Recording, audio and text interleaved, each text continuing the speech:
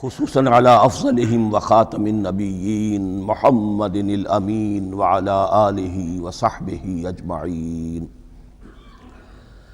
اما بعد فاعوذ باللہ من الشیطان الرجیم. بسم اللہ الرحمن الرحیم. وہ ہے کہ جس میں قرآن نازل کیا گیا ہے.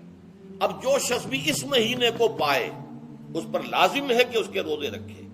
ہاں من کان مریضا او علی سفر، جو شخص ہو مریض، بیمار ہو یا سفر پر ہو، فعدۃ من ایام اخر، تو وہ تعداد پوری کر لے دوسرے دنوں میں.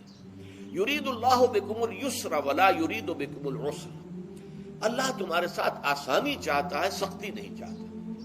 یہ اصل میں کیوں کہا ہے اس کی وجہ سمجھ لیجئے. آج بھی آپ کو اپنے ہاں ایسے لوگ مل جائیں گے جن کا تقویٰ کا تصور اتنا غلط ہو گیا ہے کہ 104 درجے کا بخار ہے، روزہ چھوڑنے کو تیار نہیں. بھلے آدمی ہو، اللہ نے تمہیں ایک رخصت دی ہوئی ہے تو خام خواہ اپنے اوپر یہ شدت کیوں لے رہے ہو؟ لیکن لیتے ہیں، روزہ چھوڑنے کو تیار، روزہ قضا نہیں کرو. سفر پر جا رہے ہیں اور روزہ قضا کرنے کو تیار نہیں. ایک موقع پر ایک غزوے کے دوران ایسا ہوا کہ کچھ لوگوں نے روزہ رکھا ہوا تھا، لیکن وہ اتنے یوں سمجھیے مزمحل ہو گئے کہ جب پڑاؤ پر پہنچے تو جن کا روزہ نہیں تھا انہوں نے تو بڑی چاق و چوبند طریقے سے خیمے نصب کیے، سارا بندوبست کیا، اور یہ جا کر بے سدھ ہو کر بے ہوش ہو کر گر پڑے. تو حضور نے فرمایا ان کو دیکھ کر، لیس من البر الصیام فی السفر، سفر میں روزہ رکھنا یہ کوئی نیکی کا کام نہیں ہے. یہ نیکی کا غلط تصور ہے کہ جو تم نے اپنے اختیار کر لیا. یہ تمہارے اندر تشدد پسندی پیدا ہو رہی ہے. دین کے احکام میں جو مقصد ہے وہ کیا ہے؟ یرید اللہ بکم الیسر ولا یرید بکم العسر. اسی پر عمل کرتے ہوئے حضور نے فرمایا ہے کہ جو بھی علماء دین ہیں یا جو رہنمایان دین ہیں ان کا کام کیا ہے؟ آپ نے فرمایا یسروا ولا تعسروا، دیکھو آسانیاں پیدا کرو، سختیاں پیدا نہ کرو. دین میں سختیاں پیدا کرنا بھی وہ اسر اور اغلال بن جاتا ہے کہ جس کو رفع کرنے کے لیے اور جس سے لوگوں کو، یہودیوں کو اور تمام اہل کتاب کو نجات دینے کے لیے اللہ تعالیٰ نے اپنے رسول محمد صلی اللہ علیہ وسلم کو بھیجا.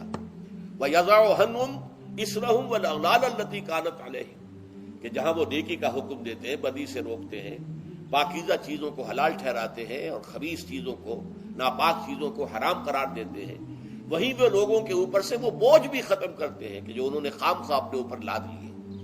تو ان میں سے یہ بھی ہے کہ یہ نیکی کا کام نہیں ہے کہ آپ سفر میں ہیں اور روزہ رکھ رہے ہیں. یرید اللہ بکم الیسر ولا یرید بکم العسر وَلِتُكْمِلُوا الْعِدَّةَ، لیکن یہ بات واضح رہے کہ اب تمہارے لیے تعداد کو پورا کرنا لازم ہے. یہ نہیں ہے کہ آپ اس کی جگہ پر فدیہ دے دیں تو بات پوری ہو جائے گی. نہیں، روزے کی تعداد آپ کے رمضان میں 2 روزے 3 روزے چھوٹ گئے بیماری کی وجہ سے، ٹھیک ہے، لیکن دوسرے دنوں میں اس کی قضا دینی لازم ہے. وہ روزے رکھنے جو ہے آپ پر لازم ہے، ان کا کوئی بدل جو ہے وہ فدیہ نہیں ہو سکتا.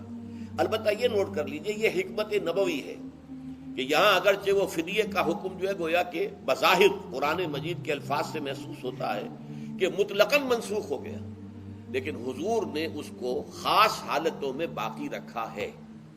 کوئی شخص اتنا بوڑھا ہو چکا ہے یا خاتون اتنی بوڑھی ہو چکی ہے کہ دن بھر کا فاقہ جو ہے اس میں اندیشہ ہے کہ کہیں ہلاک نہ ہو جائے.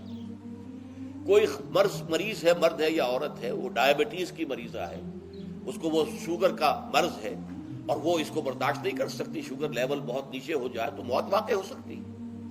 کوئی ایسا مریض ہے جس کو مرض سے شفا پانے کی اب کوئی امید ہے ہی نہیں کہ میں مرض سے شفا پا جاؤں گا یا پا جاؤں گی تو اس کے بعد میں روزہ مکمل کر دوں گی. نہیں، ایسے لوگوں کے لیے حضور نے اس رعایت کو برقرار رکھا ہے کہ ایسے لوگ اگر ایک مسکین کو کھانا کھلا دیں تو یہ فدیہ بن جائے گا. لیکن جو بھی شخص صحت مند ہو اور صحت کی توقع رکھتا ہو اور جو شخص بھی طاقت رکھتا ہو روزے کا قضا کر دینے کا، اس کے لیے لازم ہے کہ روزوں کی قضا کرے. وَلِتُكْمِلُوا الْعِدَّةَ وَلِتُكَبِّرُوا اللَّهَ عَلَى مَا هَدَاكُمْ، اور تاکہ تم اللہ کی کبریائی کا اعلان کرو اس چیز پر کہ جو اس نے تمہیں ہدایت عطا فرمائی.